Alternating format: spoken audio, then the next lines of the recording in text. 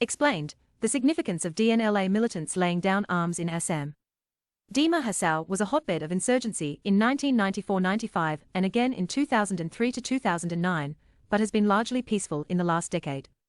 DNLA was the newest group to have taken up arms in Dima Hasao. The rebels laid down arms in a program in Kepra, 95 kilometers from the district headquarters in Haflong. Twitter @Himanta. What is the DNLA? A relatively new insurgent group, the DNLA, operating in Dima Hasao and Karbi Anglong districts, was formed in 2019. A release by the group at the time of formation said it was committed to revamp the national struggle and fight for the liberation of a sovereign, independent Dimasa nation.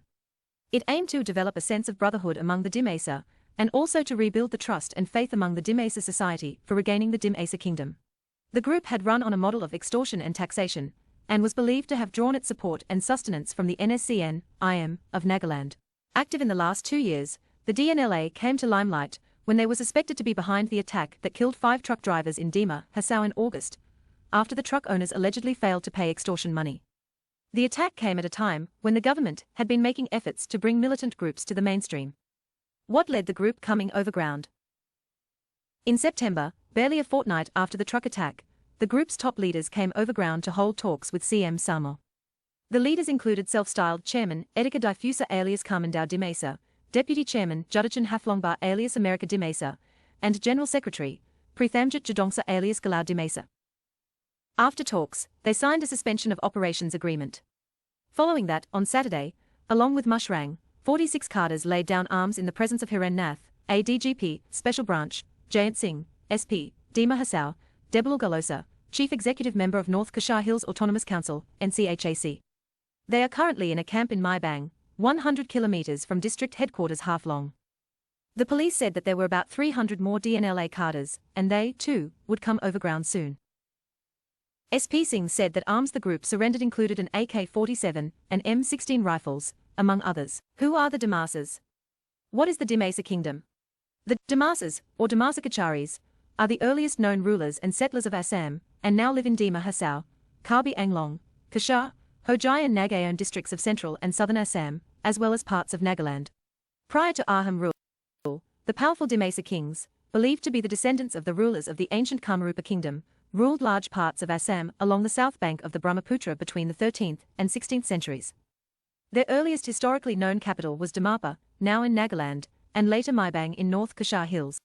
What about militancy in Dima Hasao? The hill districts of Assam, Karbi Anglong and Dima Hasao, earlier North Kashar Hills, have had a long history of insurgency by Karbi and Dimasa groups which peaked in the mid-1990s, and was rooted in a core demand of statehood.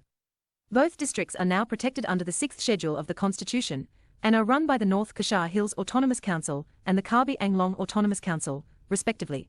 While the demand for statehood began in the 1960s, it took a violent turn when a demand for a full-fledged state, Dimaraji, gathered steam, and led to the formation of the militant Dimasa National Security Force, DNSF, in 1991.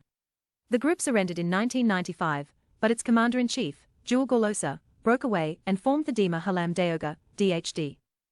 After the DHD began talks with the government in 2003, Golosa broke away again and formed the Dima Halam Dayoga, Jewel, DHDJ, with an armed wing called Black Widow.